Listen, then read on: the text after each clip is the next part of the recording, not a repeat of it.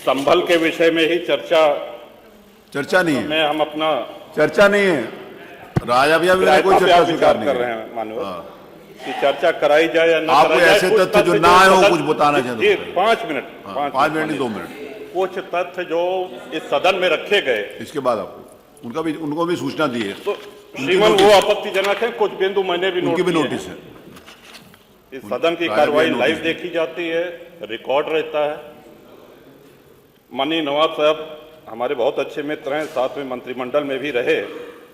पहली बात तो ये स्पष्ट हो जानी चाहिए कि जो सर्वे हो रहा है वो न्यायालय के आदेश पे हुआ है।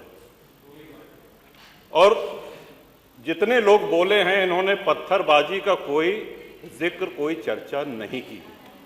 अब हम एक चीज तो ये भी जानना चाहेंगे कि क्या पत्थरबाजी करने से न्यायालय का आदेश बदल जाता है? अगर न्यायालय ने किसी सर्वे का आदेश दिया तो उस आदेश को पलटने के लिए क्या तरीका है? उससे बड़ी अदालत में जाएं कि सड़क पे खड़े होकर के पत्थर प्रशासन के ऊपर और पुलिस के ऊपर चला जाए। आज तक कभी प्रशासन का निर्णय, न्यायालय का निर्णय इससे बदला हो तो? दूसरा श्रीमान, पुलिस और प्रशासन के लोग जो घायल हुए हैं उनके प्रति किसी ने कोई पीड़ा, कोई चिंता व्यक्त नहीं करी। बहुत गंभीर मामला है ये। ठीक उसी तरह है जैसे बहराइच में 22 साल का एक नौजवान राम गोपाल मिश्र, 4 महीने पहले शादी हुई थी उसकी, हत्या कर दी गई। इतनी निर्मम हत्या करी गई, इतनी गोलियां शरीर में मारी गई, हाथ के नाखून भी निकाल लिए गए। अपराध क्या था कि उसने अपने धर्म का एक झंडा लगा दिया। श्रीमान, इसी चर्चा में एक बड़ा रोचक तथ्य सामने आया। माननीय नवाब साहब ने कहा कि कुंदरकी में लूट हुई है, लूट करके, वोट लूट करके ये विधायक बन गए, वरना कुंदरकी में 65% मुसलमान हैं, 35% हिंदू हैं, तो रामवीर सिंह कैसे जीत जाता? ये कार्रवाई में है हमारा। तो मनोहर, एक सवाल हम ये भी करना चाहते हैं कि जिन विधानसभाओं में मुस्लिम मतदाता की संख्या हिंदू से कम है, क्या वो लूट करके विधायक बन के आते हैं? या क्या हिंदू बाहुल्य जो विधानसभाएं हैं वो मुसलमान को वोट नहीं देती?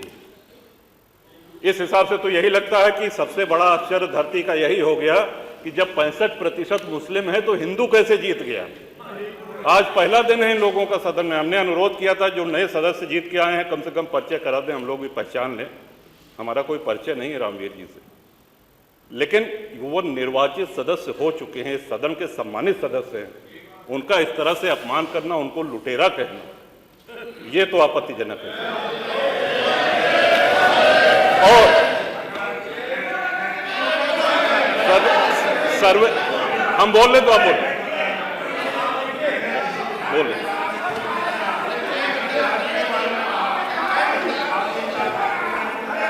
माननीय अध्यक्ष जी, 2 मिनट में अपनी बात 2 मिनट में अपनी बात समाप्त कर रहा हूं। 2 मिनट में अपनी बात समाप्त कर रहा हूं।